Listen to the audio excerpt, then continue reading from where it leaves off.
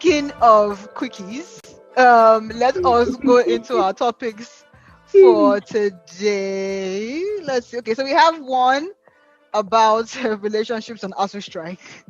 Then we have another one about the ex-pension boss. I think his name is Abdul Rashid Maina, and how the guy has run away, leaving his shorty Again. again Can you imagine? to hold the bag. And then we have another Africa in crisis story, this time focusing on Ethiopia.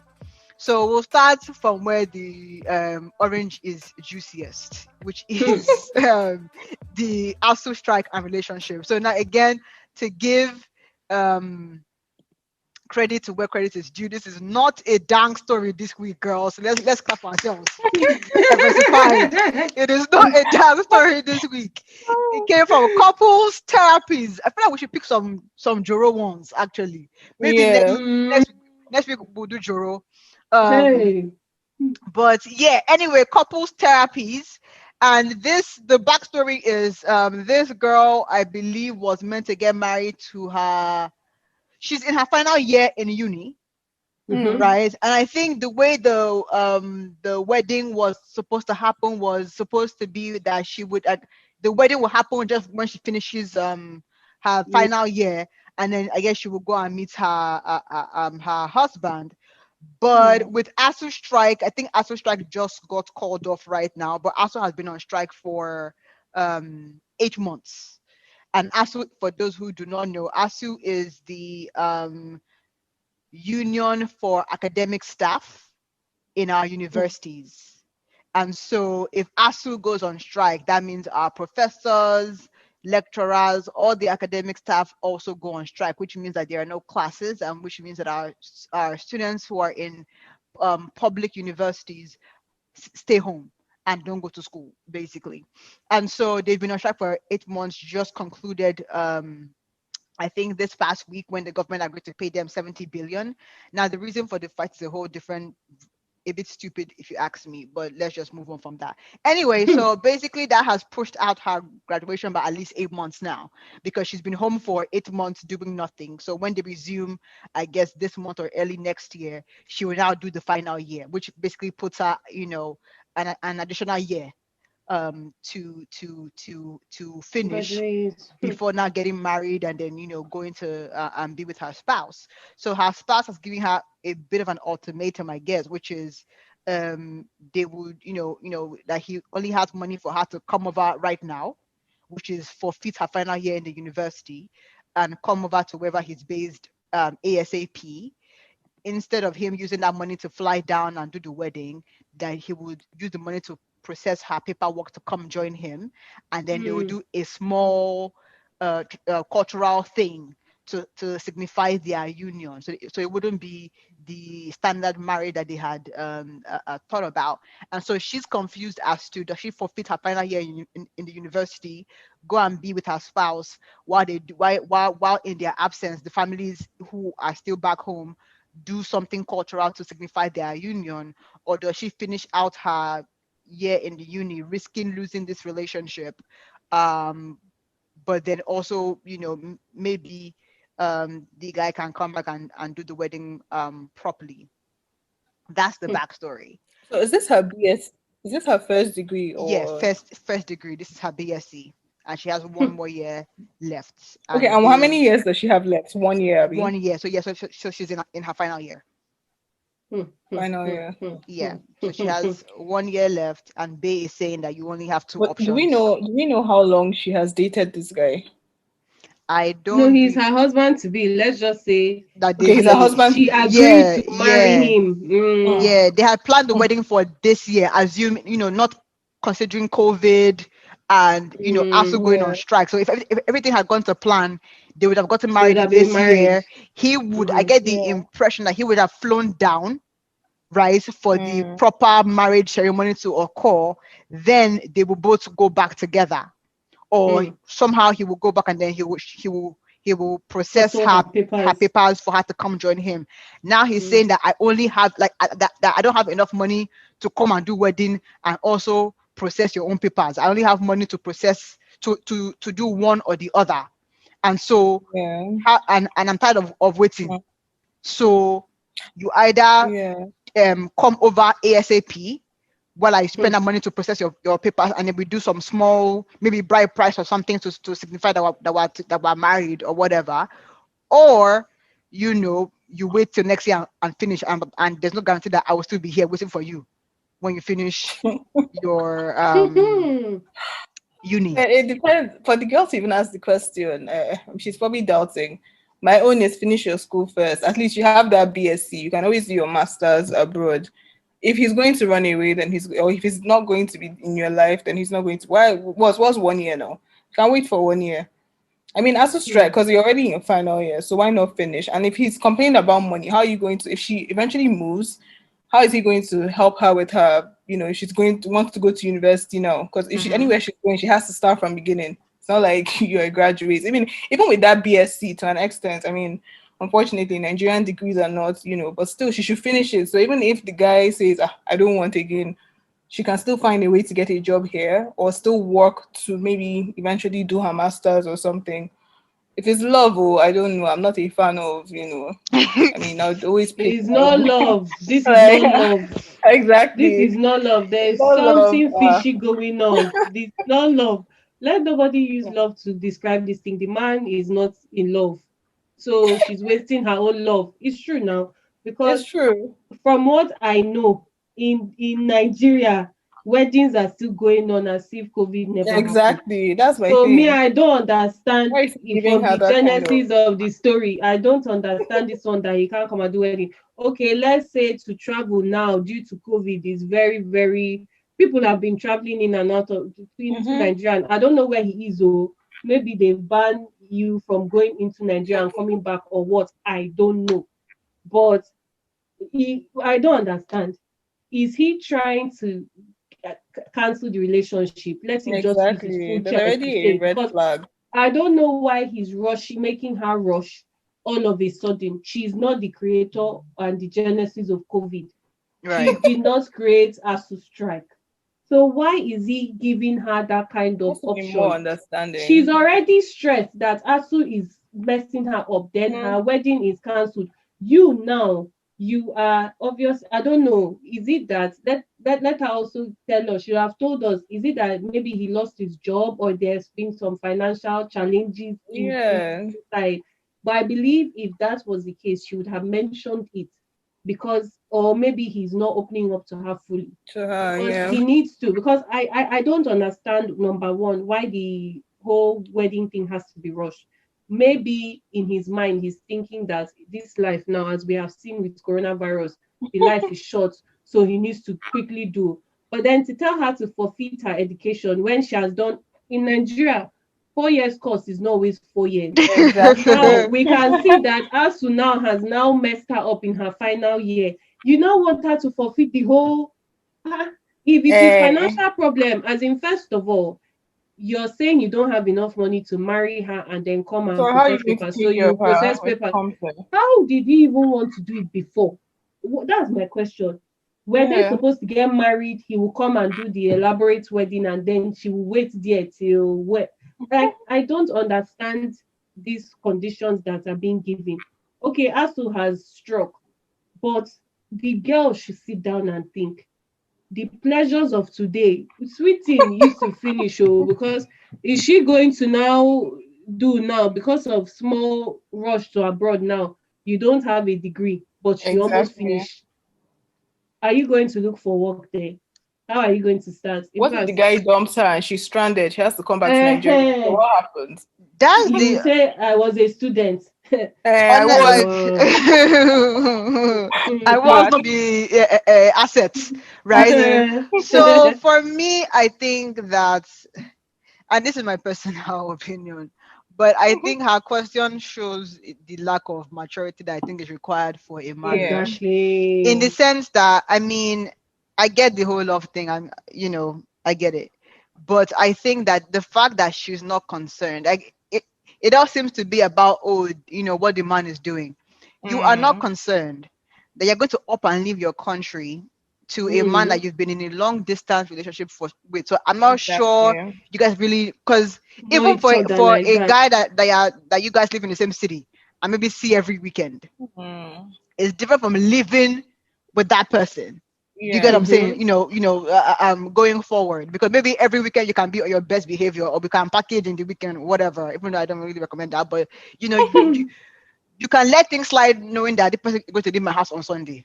You know what I'm saying?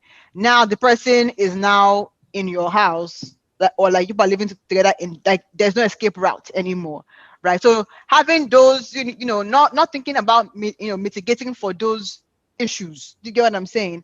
Two, you're going to a new country and you're not concerned that you have no savings, because from reading her story, like one thing is not finishing school, but two, if this guy turns on you, it is like she had any kind of financial backup for herself. So I'm like, how is that supposed to work? And then two, to your point about like finishing the degree, at least someone can see where to help you from. Those that are going to Canada from Nigeria, is with BSc that are going and any skill based labor. So if you don't have nothing, how can someone help you? As in, they get what I'm saying. So for me, I feel like you're not thinking about some very key questions. I know that this is the love of your life, but also the love of your life will not ask you to abandon school with 1 year to go. Yeah. And the love of her life will not tell her he will not properly marry her. Let her give her an ultimatum. I feel like people talk about this love. To me, it seems like he's doing you a favor with this that's marriage, whether it's because he's abroad based or I'm not really sure what the issue. Abroad will work for her. Because to me, it's even beyond getting the degree. She has no work experience. Yeah. So if you're going to a new country, like what are you? Like it's already hard. If he has money, then it would even make sense. But with this thing she's saying, it's like he's struggling. Yeah, he's struggling. So what do you want to go and suffer in another? Yeah, does she know the guy's paper status there? So for me, I feel like to me, I would only advise an established lady to risk this. To be honest, because so even if anything happens, you can back out. You get what I'm saying? But the people that sorry, go on. Continue. No, the people that have degrees that are citizens of the country have not finished getting job. It's now you that want to come with no degree, no citizenship. You're married. You're in the country based on your connection with somebody that is here, and you want to come and add to the unemployment list. Right, exactly. So for me, or that you come there and become a baby mama, and then you not feel stuck. Because do you live with your? Because then he'll now telling you that okay, you can live, but since you are illegal here, you can't go with the kids. They will now begin a whole different story. And your family was that rich in Nigeria, which to me that doesn't seem like they are. They will not let you go and do the kind of nonsense one chance journey thing. And again, I go back to, as in, do we really love ourselves anymore these days, or they are looking for a home-based girl to just take advantage of? No, because honestly, because to me, I'm like, it should be important to you for your spouse to finish her education. Definitely. So yes, ASUU strike was not her fault. So what is so bad about waiting one more year? Like, I'm not saying that it's easy, but are there really no other options? Like, if your paper is solid, right? Why not come back in December and see her? Or can she travel and see you to just spend maybe 3 months? Visa will expire, you come back. Exactly. Why can't in the meantime? That would even help the spousal visa self. Right, or that may even help to even say, okay, fine, we'll cut that. So after graduation, we won't do a big wedding because we're using that money to stay in contact in the next year. But there are other options that have to come to play than just women, please. Women, no, it's true, their whole because life. Because now I'm thinking, like, what is your contribution also to this as the woman? No offense, but what are you contributing? Because I was thinking about it in the sense that I was okay, fine, maybe he will come for maybe a month, you go for a month, but my sister, you can't really do that. Can you afford it etiquette. That's the thing. Even if you don't want How to are you contribute, contributing? even if you don't want to contribute, right? The person you're with obviously is not buoyant enough. So you have to ask yourself, do I want to be in this situation? Because if the person is buoyant, then at least you know that you're not bringing anything. Or you just want to come and enjoy life, baby girl, whatever. Yeah, it's true. Because there are people that don't mind. But in this case, this guy doesn't even you don't. There's no assurance. That's the word. That's the word. Give me assurance. He's So not why do giving you her want any to that assurance. suffer? So no, wow, no, abroad, money drops from the tree. That is the thing. That's what she thinks. So everything will be sweet. But Like but abroad. let me play devil's advocate really quickly, right? And like there's this argument. I think we maybe have had this argument. What is the value of a degree? As Mm. especially one from In Nigeria. this day and There age. are many economists that are now, selling hair with twerking on Mm. Instagram, Hey. right? Lori, you're even saying Nigeria. Don't so, undermine our degree self. From the As whole in, world, what is the point of so, degree? so, so, playing devil's advocate, is there? Let's really push on what is the value of the degree that we're asking her to Wait for. wait for. Do you get what I'm saying? I Because think- so go on. No, for me, the degree is more of like, what if she goes there, things don't work out, and you know how people are with papers, though.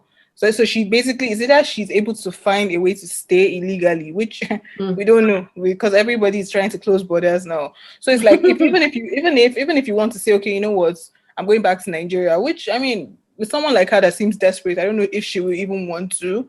But I'm just saying, if she wanted to go back, at least you have that Nigerian degree. Now, a degree is just there to give you some sort of security.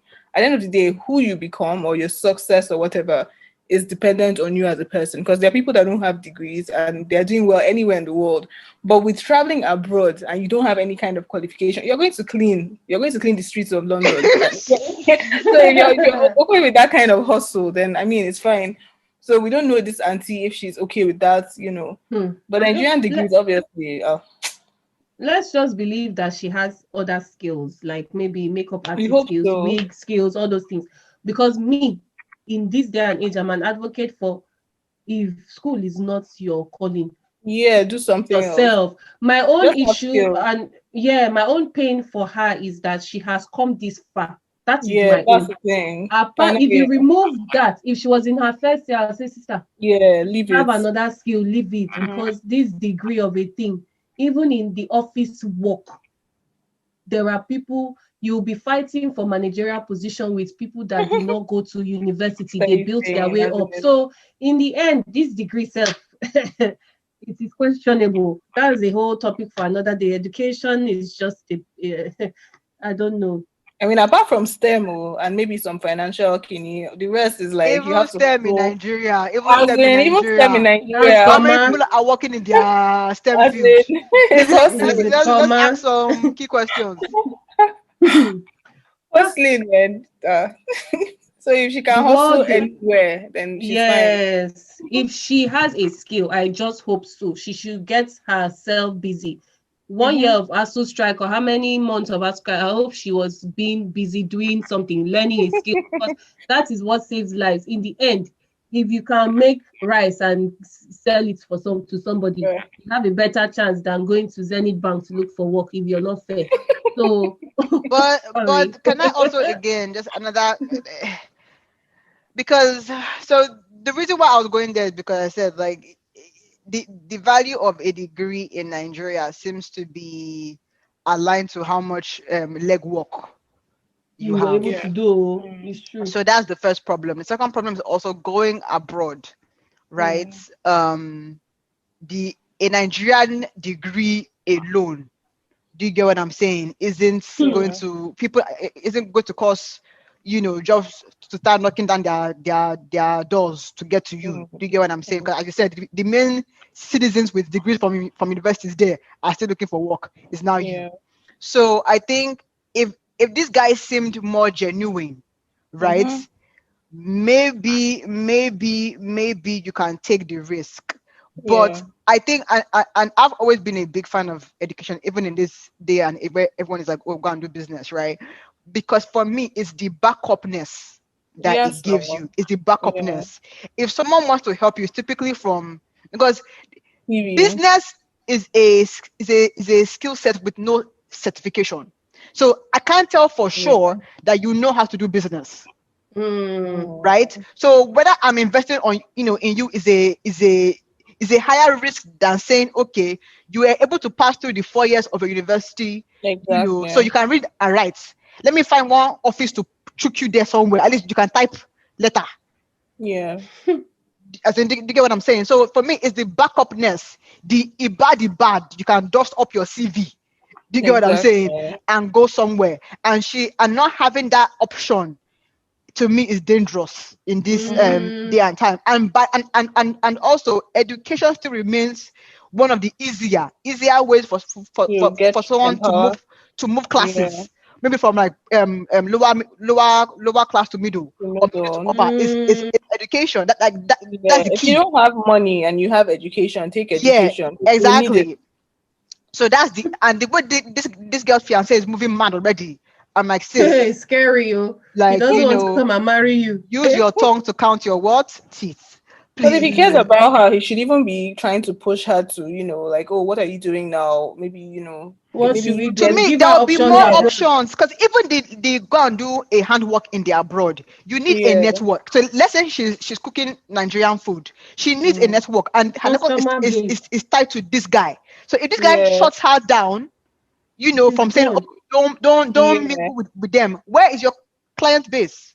Exactly. Or doing hair, where's the client base? Or showing clothes, where's the client base? So I'm like, sis, the risk and to me, if the guy really loved you, there will be more options on the table than just this or that. So sis, again, to love herself first, I beg, and stop. Use your tongue to count your teeth. Abroad is not how they and she didn't say the country. UK, US, Canada abroad is different. It's different from Libya abroad. Let us also be clear. No, it's true. It's different. Ghana is even abroad. So let's be clear on the abroad. She can leave the degree and go, because she can come back. Come back, exactly. So please, let's know the abroad that you're going. Even Middle East abroad is also dangerous, because they have very repressive women rights. Exactly. Again, please be guided. Please, let's trek on to the next topic. Abdurrashid Maina. So this guy is a very interesting guy. So he's the ex-pension boss. I think that we have maybe like a pension fund or pension scheme run by the government, and he was the one put in charge of it. And he has been indicted for 100 billion naira scam related to his time in the civil service. Now, this guy, why he's in the news this week is simple. So he was arrested, I think, back in maybe February, where his son actually pulled a gun on the officials that came to arrest him, and somehow they didn't kill the son. They were able to disarm the son, safely and calmly. So glory be to our security operatives. So therefore, he got arrested, and then as part of the bail conditions, he was asked to present a surety that was a senator. I think it was entirely 2 senators, and then 100 like a 1 billion $1 billion naira property. But after some back and forth with the judge, they agreed for him to bring 1 senator, one House of Rep person, and then 500, and then the House of Rep person or senator will now bring property worth 500 million as collateral, if you will. And then in exchange, the surety would guarantee that Maina would be present for all court hearings. Now, Maina has missed, I think, a few court hearings. He's nowhere to be found. Nobody knows where he is, including his surety, which is again a sitting senator or House of Rep member. I'm blanking out on the person's name. Ndume. Thank you, Ndume. Ali Ndume. And now Ali was picked up, I believe, arrested because they couldn't find Maina. And then also his property has been, I think the judge ordered his property to get sold. since they can't find me now, but I think they were able to reach some agreement this week where Ndume was, like, I guess, released on bail maybe, and then maybe there was a stay on the sale of the property. I think I'm not 100% sure on that, but basically we still can't find Maina, and then Ndume is not in all of this mess. That's basically the backstory of why he's in the news this week. And then also Ndume, when asked, said that basically as his rep, that was the only thing that he felt that that he couldn't leave his townsman alone in distress. So he had to step up. I'm like, Ndume, the poor people in your community, do you also stand surety for them, or this is the only, or like, what is the criteria? Because I don't believe that they are the everlasting surety of all your constituents, right? Don't mind him. But yeah, so that's basically where we are. So that's about. I mean, there's more backstory, but what do you girls think about that whole situation? There's so much story in me. See, I think the only thing I'm even going to even say, or try to only say, is why is Maina still even a topic of discussion? Yeah. How can somebody since 2000 since Goodluck Jonathan's time, that's money, EFCC, they started long time ago. Maina disappeared. Yeah. First of all, they said he was in Dubai. Yep. Then Maina again in the news, and Maina's main job, he wasn't even pension boss. He was pension boss for, what do you call it? He was pension boss for tax reform. So he was supposed to come and even clean up the system. How do you come and your aim is to clean up the system, and now you're the main person that EFCC has on their wanted list? Yep. Question is, this guy now came back. Buhari's government he now appeared in the country. Buhari's government now employed him into civil service again. Yep. And now they are starting all this. Buhari's government now sacked him, and now they are starting all this hula of he was in Kuje prison since last year. Now he has come out. Now he's nowhere to be found. And then Ali Ndume came, and he's shorty for this kind of person that already disappeared before. I beg, let them stop playing the games they are playing. They know what they are doing. Don't mind them. They know what they are doing. That's all I can say. This guy showed up to court in a wheelchair. So he just became crippled. No, he has been taking medicine for 15 years. That's not. People are playing games. How do you do this? He has severe back pain. Why would Buhari's government even employ or give him any position again after what he has done before? That's the answer we don't have a question to.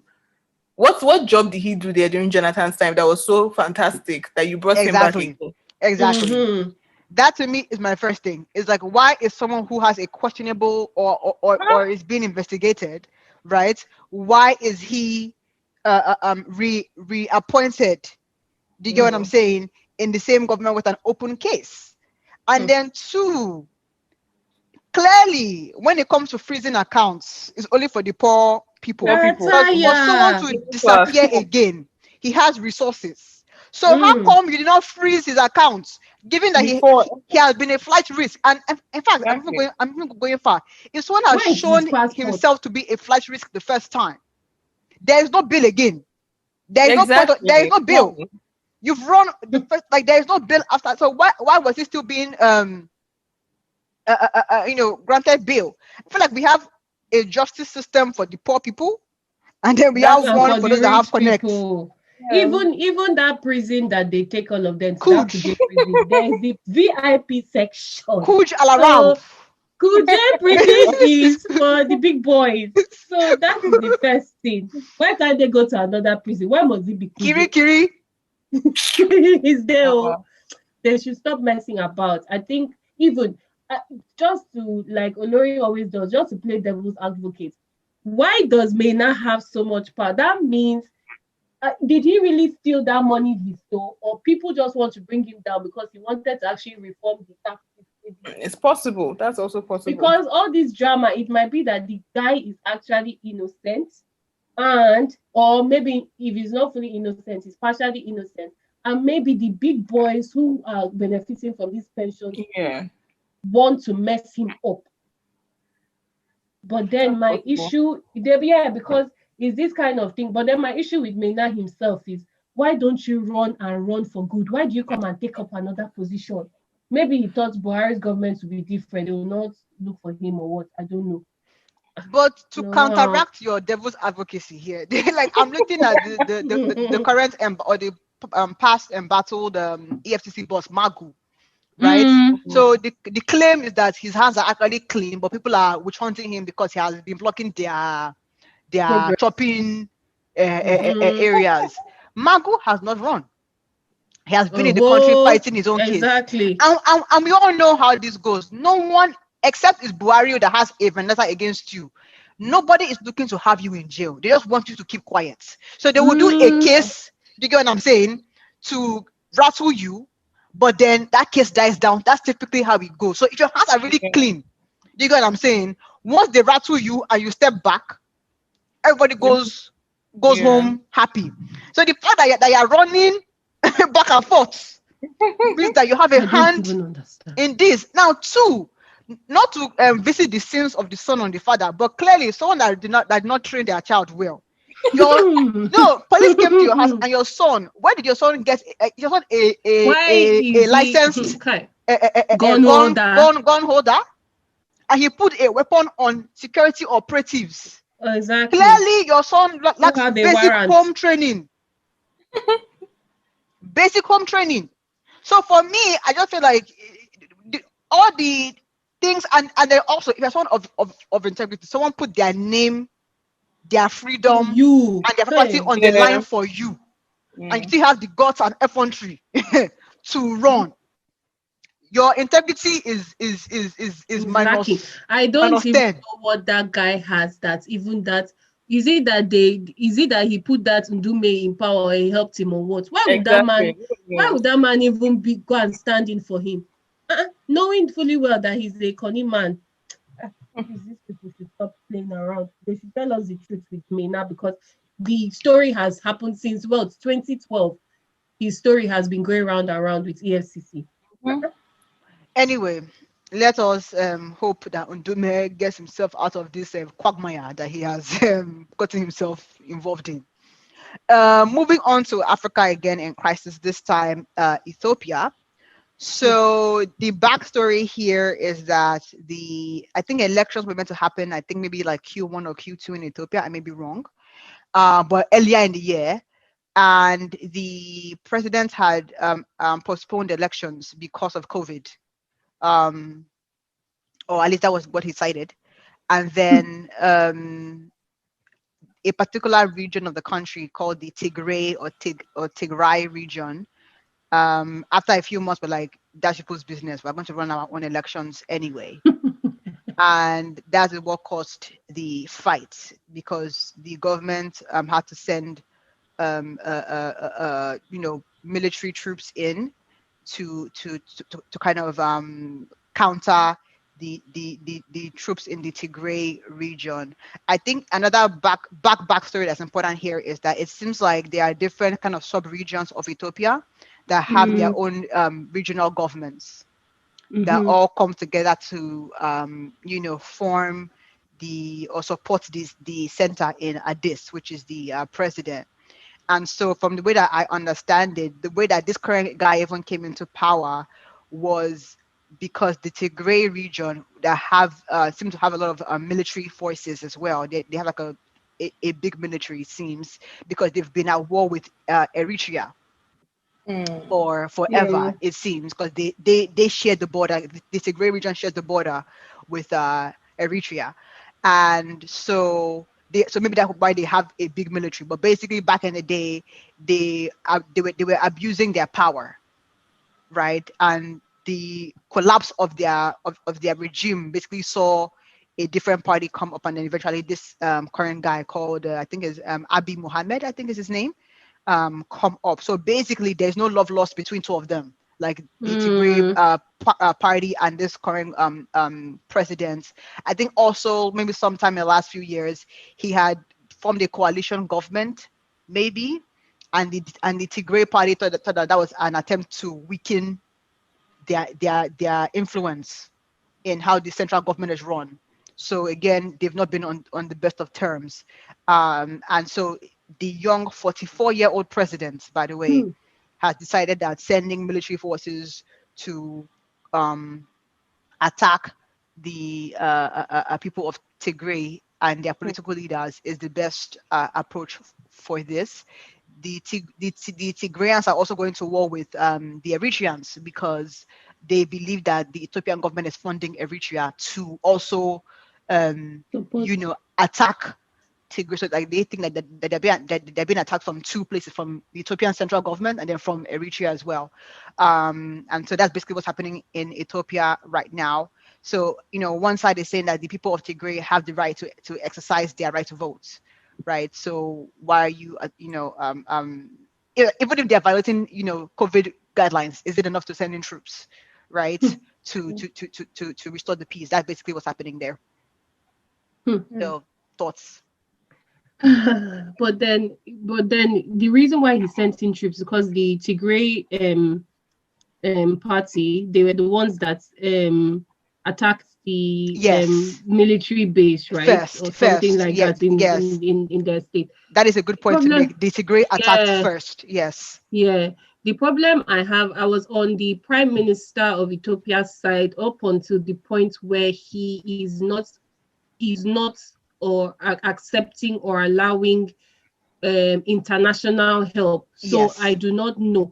And then the fact that internet and mobile connection has been cut off for the Tigray region. So nobody can get their own side of the story. Right. Nobody even knows how many people have died so far. My issue is the man came in, he's even Nobel Prize winner, this 44-year-old president. Yeah. The only issue I have with him is I hope the power has not entered his head so much. I know that the Tigray coalition, the party, the TPIF or whatever, they were like autocratic in their ways and they were blah blah blah.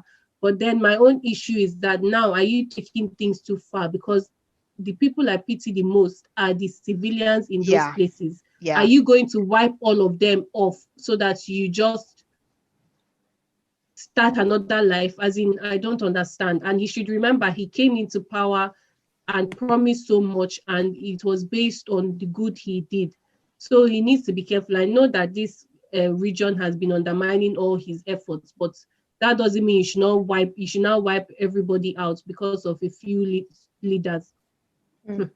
I think you make a very good point that when they attacked first. So to your point, I was also kind of leaning towards the prime minister or the president guy. But to your point, blocking the internet, refusing foreign aid to go through is signs of a war crime, in my opinion, or crimes that are about to happen versus a concerned president, in my opinion. But Efe, do you want to kind of sign us out? Because we're almost out of time. I think you guys have said everything. That's it. I was like, tired of Africa presidents and prime ministers. Maybe I'll give the final word in the sense that I think that again it's being messaged as a fight for the right to vote, but I think it's probably something where it's really the political leaders in Tigray versus the political leaders in Addis.